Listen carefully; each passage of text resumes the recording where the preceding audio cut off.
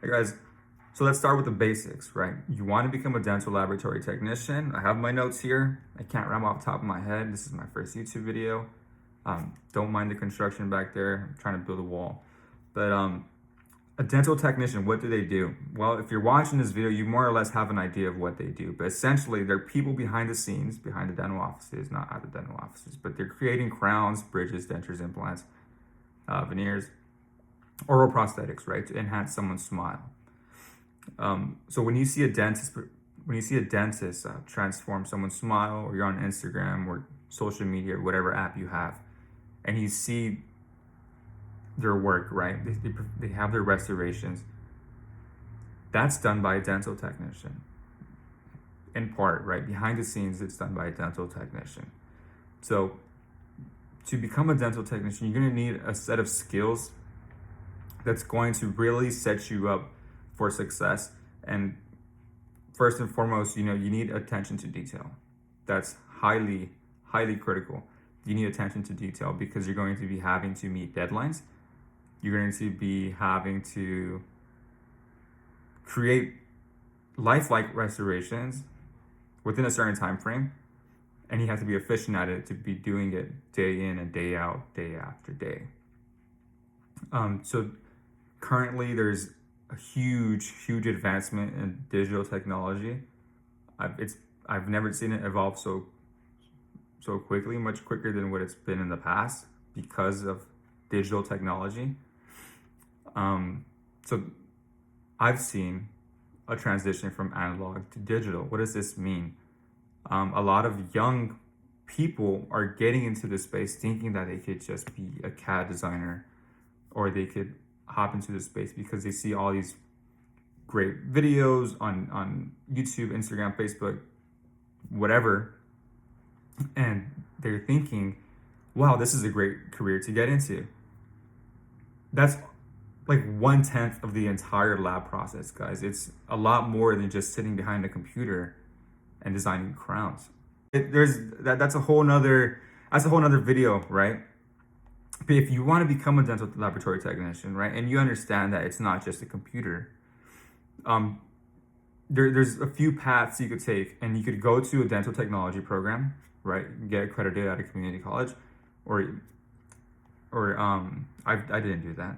Most lab technicians don't do that. They work at a lab, right? They shadow a technician, whether it be a ceramist or a waxer. There's not many waxers today, but they're shadowing the laboratory technician, and they're advancing their skills that way. And then if you do want to get accredited, you could go and take the test, and if you pass, you get accredited, right? You're a CDT, not a dental laboratory technician.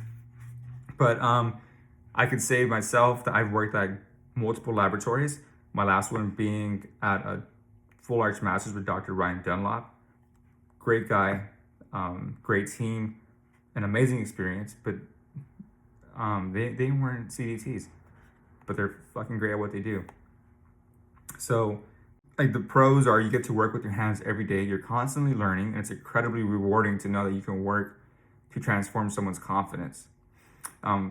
I know you can see the blue light on my glasses, guys. I have my notes because I can't ramble off the top of my head. But it's not all smooth sailing. Deadlines can be stressful, especially when you're dealing with rush cases or complex designs, and then you're having to meet deadlines, and more cases are coming in, and you fall behind. It could get stressful, guys, and it does get stressful. It is stressful.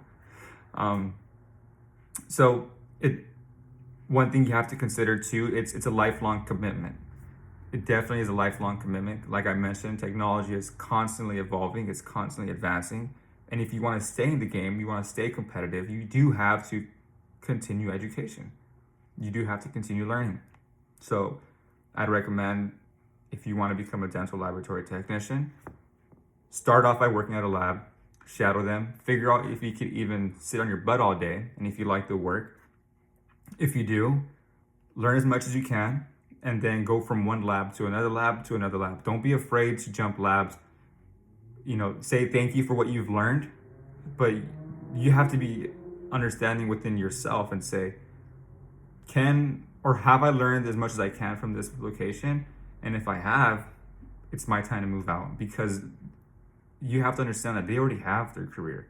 They already have their laboratory, or they already have their successes. You're starting off. So you don't want to get stuck at one place unless you want to, right? Unless they treat you well, you get paid well, and you know, the work environment's great. But if you want to evolve and keep advancing and learn other techniques, guys, don't be afraid to move from place to place.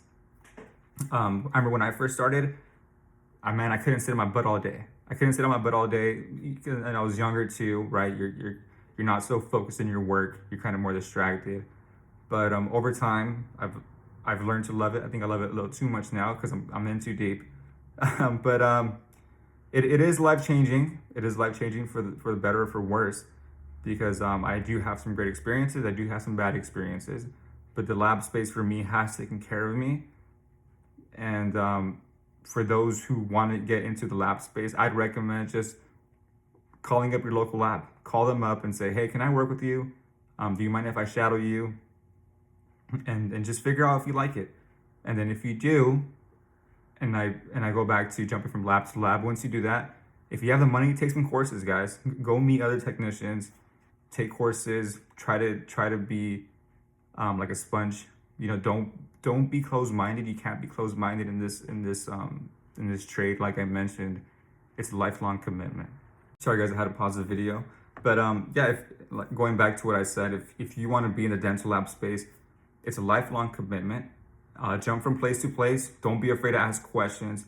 Don't be afraid to take courses and educate yourself. Really, really educate yourself, guys. I don't want you to become stagnant and learn to hate the career, because like I mentioned, technology is advancing super quick, and it's frustrating and sad at times to hear technicians, especially older technicians, who are being pushed out of the market because technology has advanced so quickly and they weren't able to evolve with it. Some for pure negligence, right?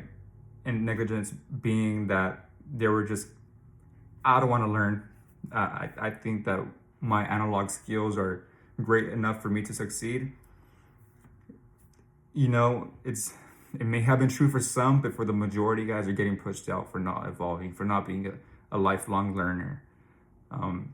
I've seen the transition from an analog to a digital world, and I think the best labs that are surviving now are analog and digital laboratories. You can't be one or the other.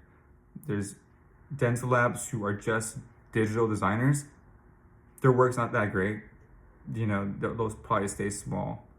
But if you want to be a successful technician, work in a place where there's analog and digital technicians. That's where you're really gonna prosper and learn to become a great technician. So that's it for now, guys. This is my first YouTube video. I'm sorry if I rambled too much, or if it's not as thorough as you may have wanted it to be. I'll try to make more videos as we go along. It's my first YouTube video. But yeah, we'll talk soon. If you have any questions, leave a comment down below. Shoot me a message. Ask for my WhatsApp number. I won't give you my personal number. And we could go back and forth, and you can ask me questions. Talk to you soon, guys.